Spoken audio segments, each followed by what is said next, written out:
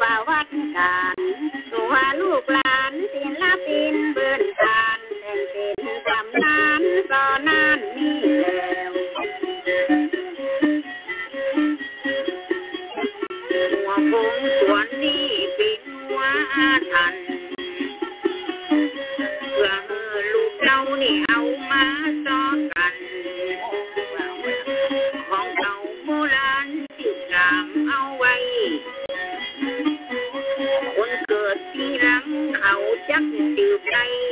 บ่อสิไว้มันจะหายต้อยลงสีมาจันดาสอขันดาผมจะสอนเรื่องหัวพงเป็นตำนานฝืนนานหมอกเธอลูกหลานอำเภอเป็นเก่าเราความปิดมาหัวพงนี่นากับผมสีมาเก็บเอามาโอขาดทุกตอนไหนถ้าผมบอกดีเก็บเอามาโอผมก็ขออภัยแห่งปิดกำจังสัมพันธ์เข้ากันบางบทกำลังจำมันบ่ถูกต้องมาจังจอขอถูกมาไว้พร้อมหัวหงตัวนี้เป็นหัว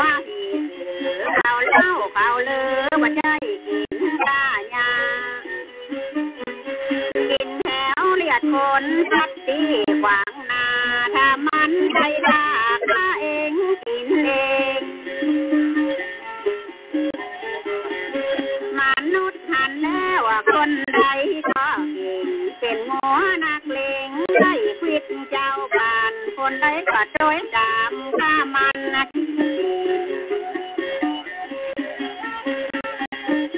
ข้ามันบ่ได้เพราะมันมีค่าทางเร่งตามมือมันมามันจำมาบอกใจหัวมันอย่างหลวงหัวมันอย่างใหญ่เวลามันไหลเกี่ยวไปบ่อนนั้นเขามันอย่างยาวเขามันอย่างแหลมไหลคุดไหลแดงกระเจ้าวังจนห้องหวังหัวโผงหัวใหญ่เมื่อลง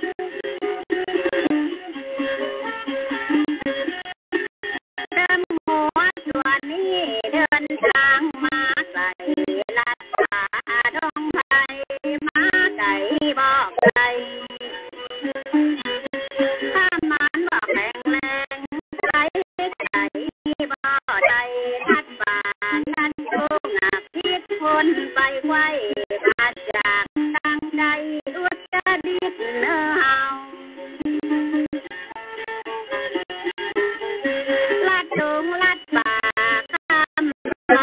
ยข้ามเขามานอนกินเมาอยู่ไก่บอกใจที่จอเด่นใจเมืองแท้พุ่นแดง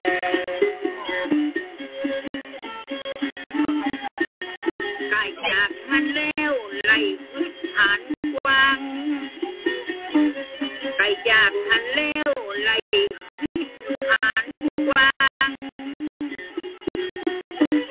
บนป่าล่องกวางเมืองแฝงอายมันอยากขึ้นหน่วยหน้าอุ่นจะฟอกอุ่นน้องให้วันนี้ไว้ใจที่เขาผ่านไปมา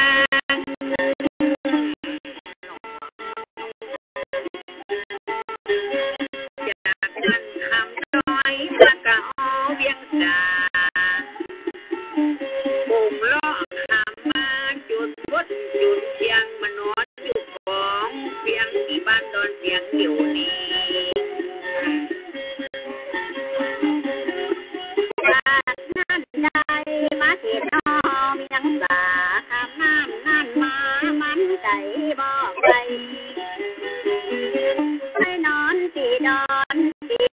นอนมันไปหัวลับปอดใจลับมือ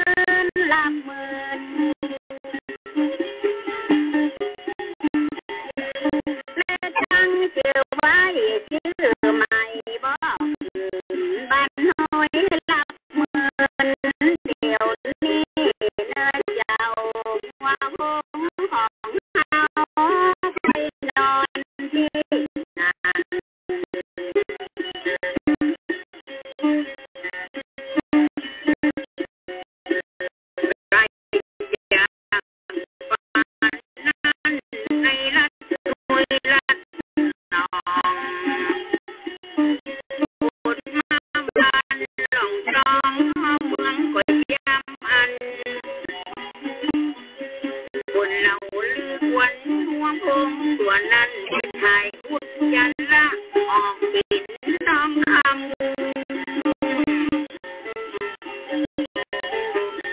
ตัวเจ้าบ้านจับลูกวันเลยแยกกัน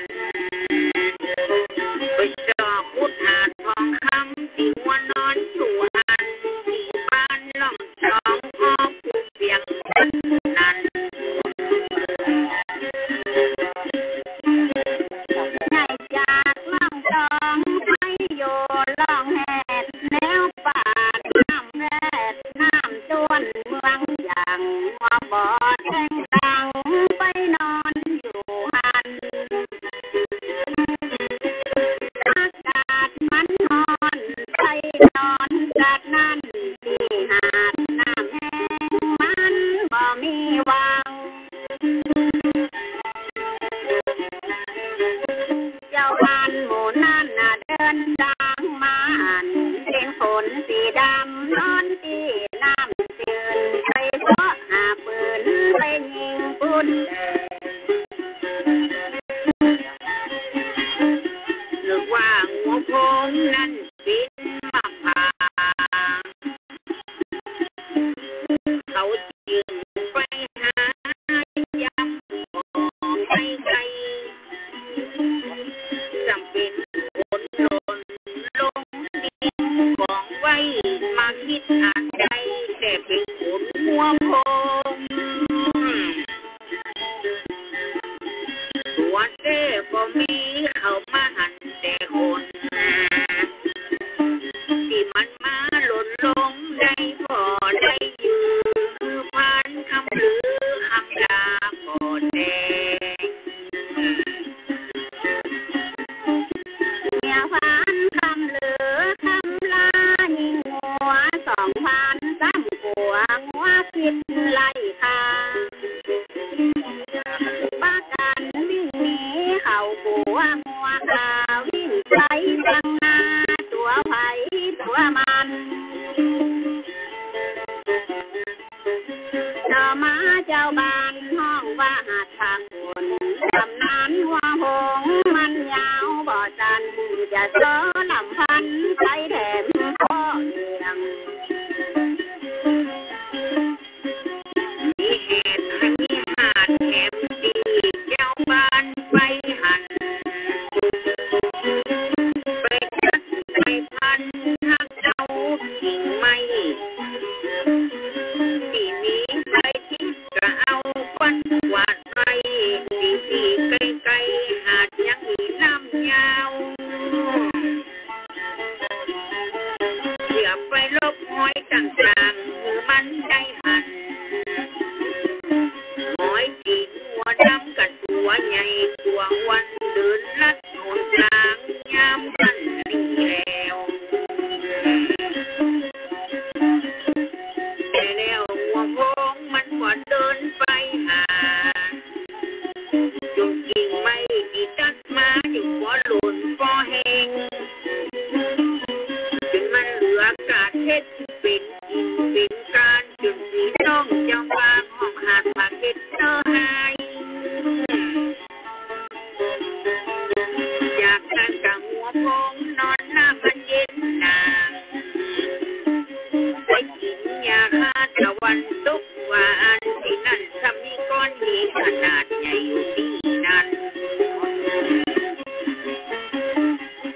หัวไปว่าใดมีมะพร้าวมาขวางได้ชื่อว่าบ้านมะขวางแม่น้ำนานคันจากนั้นได้ไปนอนที่ยังนอนแม่น้ำใส่ทับทุกปากน้ำหัวไหลมาติดกับน้ำยาวติดบ้านนั่นนาเลยห้องตามกันมาว่าชุกหัวหวานจากนั้นก็มานอนที่ดอนแม่น้ำมานอนที่ซบปากน้ำห้อยยางไหลก็ไปพระใส่ลำน้ำหวบเนื้ออายเปิดมาไก่ชื่อหมู่บ้านเกินใหม่เปิดจัง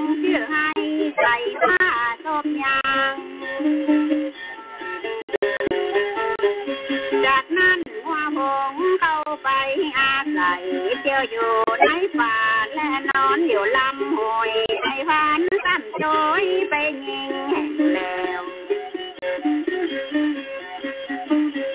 ไปมอบไว้การไปตามลอยเขาหลากปืนนักเบาก็คือน้อยหุยคู่ปลีคู่การเจียวไปอย่าคุยไปตามลำห้วยหมดคืนหมดวันต่อมาใส่ชื่อว่าปิดบ้านห้วยหลากปืนเด็ดติดต่อผัวก็ไกลบ้านเฮานี่สันติทุกอำเภอของเขาเดี๋ยวนี้อยู่ในพื้นที่บ้านนั้นมั่นคงต่อมาหัวหงถูกยิงขาหันโดนยิงมาเหมือนเจ็บขาสองทางย่างปุ๊บขาหันเตะไปเตะมาได้เงินได้ย่างมาโดยสามขาจากห้วยลากปืนมานอนกลางตรงกวางคือต้องตามหาห้องมาเดี๋ยวนี้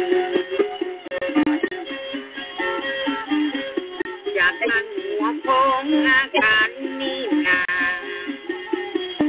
ลุกจากตรงหน้าเดินเข้าปากวางไปอยู่ที่วงตื่นฟังไปตรงนั้นอยู่ในห้วยน้ำลีเรือหมู่คนฟังมองว่าห้วยลีเดี๋ยวนี้บอกกันเหตุปันนอนน้ำไห้หมู่ดำกว่าอันตำบลปะแล้วหลวงสันติสุขเดี๋ยวนี้จากนั้นหัวหงได้ก็ตะแวงหาอยู่ที่ได้ผู้ขาหินไปลบโยหันไปลบไปอยู่ที่มืดนั้นในพันลูกเขาจึงพากันไปเตรียมเอาอาหารพร้อมอาวุธไปกันมาคืนนั่งห้องนั่งแกงไปพบไปก้อยห่องัวเถื่อนั้นจะไปยิงไปฆ่าเอากินมาแกงไปขอไปก้อยอยู่ที่ดอยหิวกำที่ดอยจอมลูกมาจูกันพี่น้องที่นั่นนั้นจังกวางหัวโพงมาแต่งหัวไปก่อนแล้วนายพานมันบ่หันมันเก่งหัวพันยิงมันกระบอนใดเลยจังชื่อกันว่าชื่อหัวโพงแดงจากนั้นหัวโพงไปอาศัยอยู่ในดงไผ่ลำน้ำห้อยเทิมเพราะมันมีป่ามีบัวกำเกินเจ้าบ้านก็เอิ้นว่าเป็นลำน้ำโพงที่นี่อยู่มาเหมือนหลายฟ้าหลายปีเปลี่ยนจากลำโพงเป็นลำโพงบ้านจนถึงปัจจุบันห้องเข้ามาเดียวนี้จากนั้นหัวโพงได้ย้ายได้หนีไปอยู่ดีแคมป์ใหม่เนื้อเจ้าไปอยู่ในป่าลำน้ำสายนั่นเราไปกินน้ำที่ปุ่มหมดเวลามาตอนจากนั้นดุนทางตามห้วยไปไกลเลยหายเงียบไปก็ดักวิ่งเย็นจอยเลยบ่หันล่องลอยหัวโพงตัวนี้มอเมื่อมอหนได้มาทำนายหัวยังก็ตายเตือนเนื้อเจ้าบ้านมันเคยซ่อนไปอยู่ที่ดำห้วยผู้แหวไปนอนเจ็บปวดร้องอืดร้องทางอยู่ที่ท้องน้องอืดเป็นข้าวเป็นฟางนอนมูกนอน บางครั้งนอนความเพราะเขายิงมันนอนหมูนอนกูไปอยู่ลำหน้าหมูกหลายผ้าหลายปีชื่อไม่ก็มีเปลี่ยนเร็วผ่านเจ้าอยากหมูกปิดหมวกทุกวันนั้นเล่าคนแก่คนเฒ่าเล่าขานกันมาต่อมากับหัวโพงออกอาละวาดแถบมันมาแสดงอีกทีลิบออกใดช่างความหวาดหวงเจ้าบ้านเดือดร้อนพี่น้องเจ้าบ้านจึงมาประชุมกันด้วยกันวางแผนกำจัดใดใช้วิธีป้องกันทำไปเหี่ยไว้นักที่ขุดหลุมไว้เป็นหลุมลบภัยว่าหัวโพงมันจะเดินไปไหนอยู่อย่างไหนกับลูกไผ่อยู่หันที่ไหนสงสัยก็ไปขุดที่นั่นขุดหลุมในป่าใจกว้างใจกลุ่มสัตว์ที่งัวโพงจะเดินต้องเข้าอย่างัวโพงตกหลุมนั้นเล่าเขาจักในคาลาสิ้นงัวโพงสุดท้ายงัวนั้นมันตำบ่หลงชีวิตงัวโพงไม่ท่าบ่ใจมันก็ลบไปที่คนบอก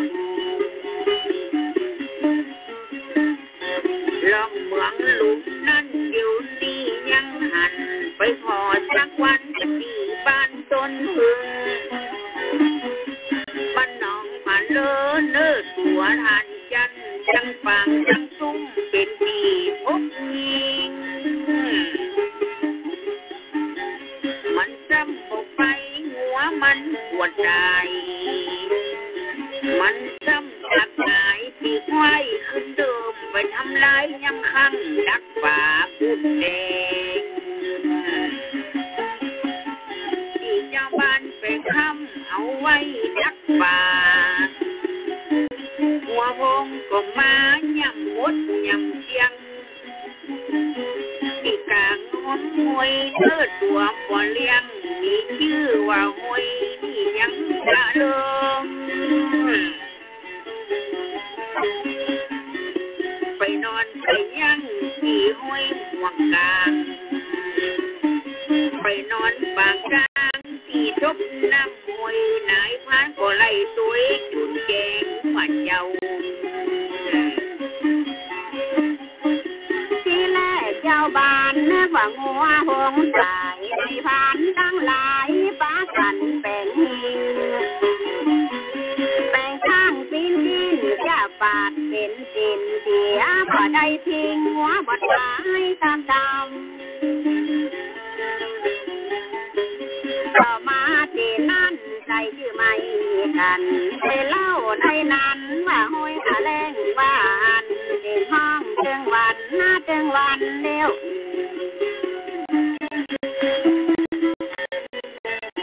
จากนั้นหัวผมเดินไปดังเขามวยผมเนื้อเฮาลำมวยผูกแถวออกป่าเดินผ่านที่บ้านผูกได้ขึ้นป่าล่องแยงไปตามหนทางเลือดมันก็ย่อยที่หัวโดนปืนไหลออกมาคืนเลือดแดงเปื้อนเลยมันนักแก่เนื้อเลอะเลอะเลอะเลอะจากนั้นให้ชื่อว่าน้องพาเลออยู่ที่บ้านสวนกลางหมู่แปดเนื้อเจ้าในกำบนห้องคนแก่คนเฒ่าเพิ่นอู้เพิ่นเล่าสีมาฟังหัวพ่อตัวนี้โอ้ไปนาคำชีวิตของมันมัดตา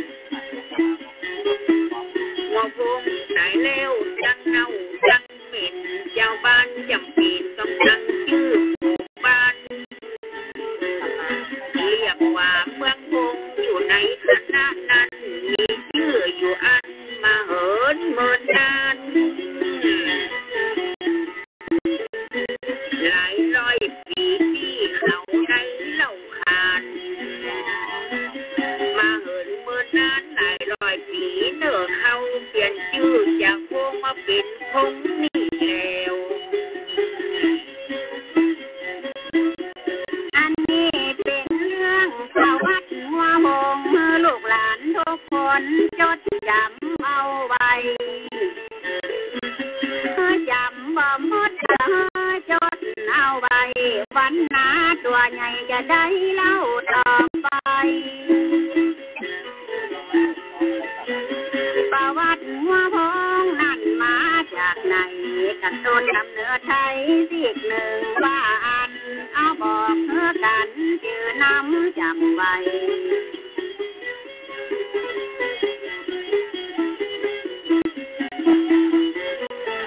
ง่ายจากนั้นเร็วคำน้อยคำเขาจะบอกเรายังตัวหานเจ้า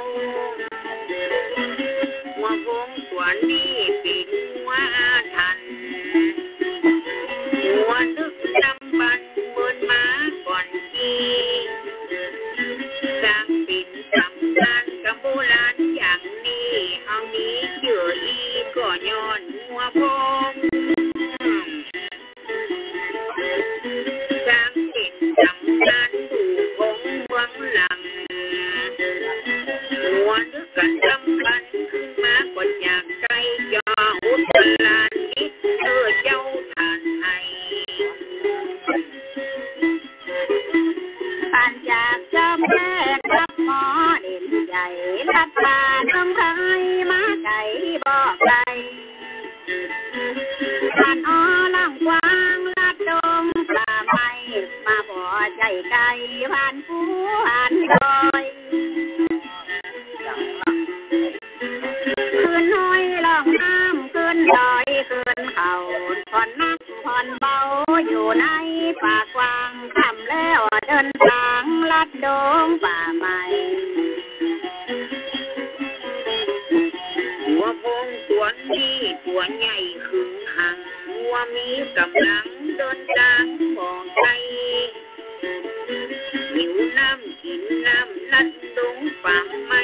มาไก่บอกไก่ผ่านอ้อล่องกว้างอดหวยน้ำอดบ่มีหยังน้ำวางหัวผมเดินทางมาไก่บอดดอยย่ำน้ำขึ้นดอยหอยตีนถึงนั้น